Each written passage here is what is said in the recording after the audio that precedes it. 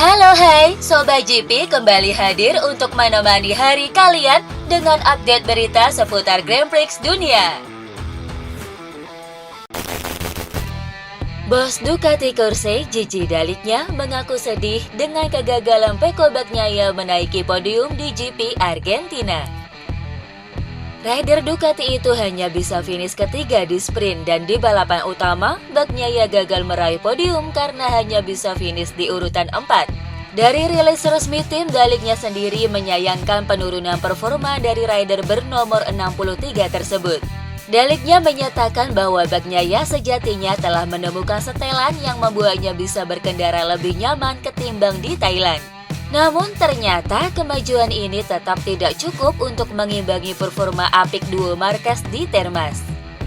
Saya takkan puas atas hasil kami, sebaik apapun itu sebelum benar-benar memberi Pecco kans menunjukkan potensi penuhnya. Kami ingin memastikan ia bisa bertarung setara dengan Marc dan menempati posisi yang layak dalam pertarungan di antara para juara. Kami bekerja tanpa lelah demi mewujudkan ini. Rider LCR Honda, Johann Zarco kembali mampu membuktikan bahwa Honda memiliki secercah harapan untuk bangkit dari keterpurukannya di MotoGP.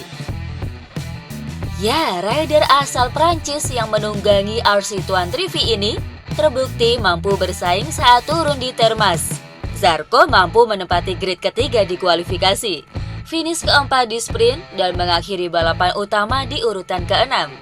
Dilansir dari Paddock GP, Zarco mengaku sangat senang tak hanya soal hasil, namun performa dari motornya lah yang membuat dirinya sangat puas.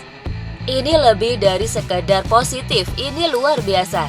Akhir pekan yang terasa seperti mimpi, dan setelah itu Anda ingin terus bermimpi hingga akhir.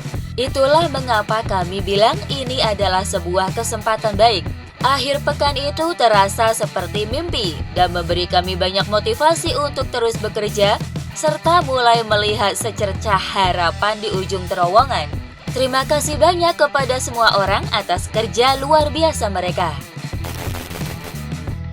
Fabio Quartararo membicarakan hasil balapannya di MotoGP Argentina akhir pekan lalu. Quartararo menjalani balapan sulit di Argentina.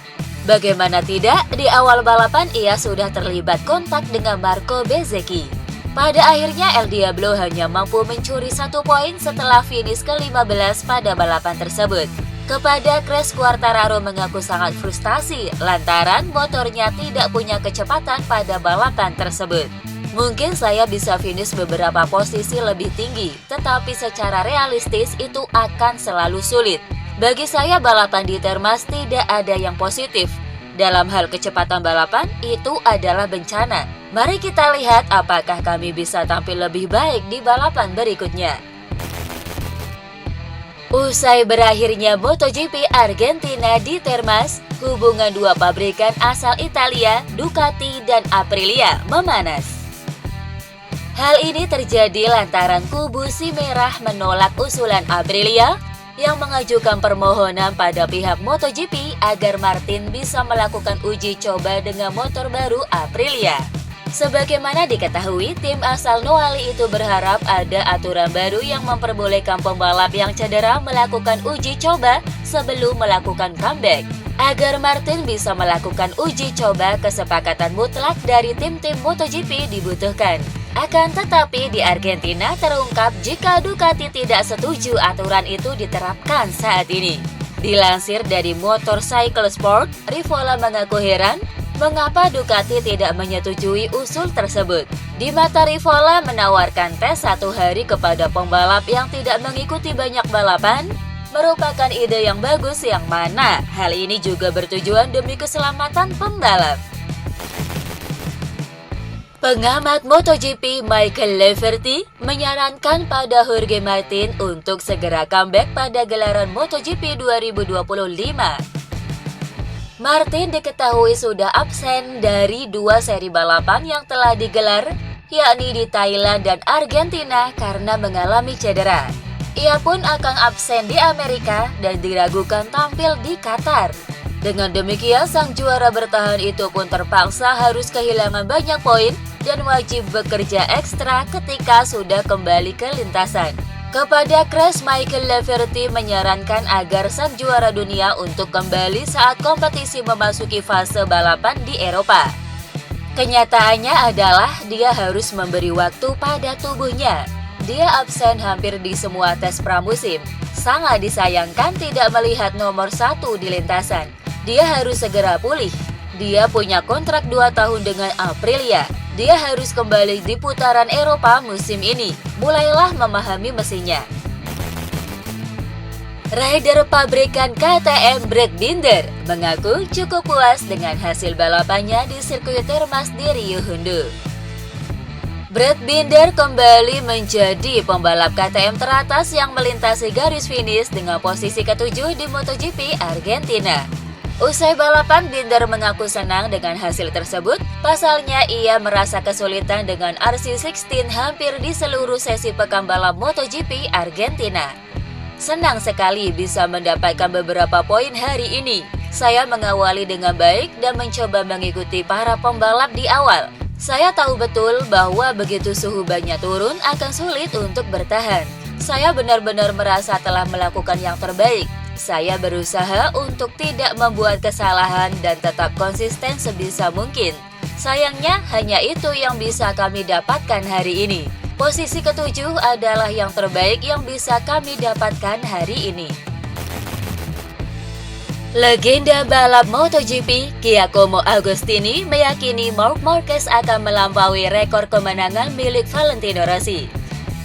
The Baby Alien baru saja menyamai catatan 90 kemenangan milik rider legendaris Angel Nieto usai memenangkan MotoGP Argentina 2025 akhir pekan lalu. Kini Marquez pun dalam perjalanan mengalahkan rekor milik Rossi dengan 115 kemenangan. Dilansir dari Motosan, Agostini meyakini Marquez akan melampaui catatan kemenangan Rossi mengingat rivalnya itu sudah pensiun. Namun ia tak berharap Marc akan melewati 122 rekor kemenangan miliknya. Meski begitu, Agostini menegaskan akan menjadi orang pertama yang memberi ucapan selamat andai mampu menyamai atau melewati rekornya. Legenda balap asal Italia itu mengakui Marquez adalah pembalap paling layak untuk melampaui rekornya. Marc Marquez mengungkapkan bahwa dirinya menjadikan sosok petenis Rafael Nadal sebagai inspirasi baginya dalam pemulihan dari serangkaian cedera yang mengancam karirnya. Perlu diketahui karir tenis Nadal sempat diwarnai cedera.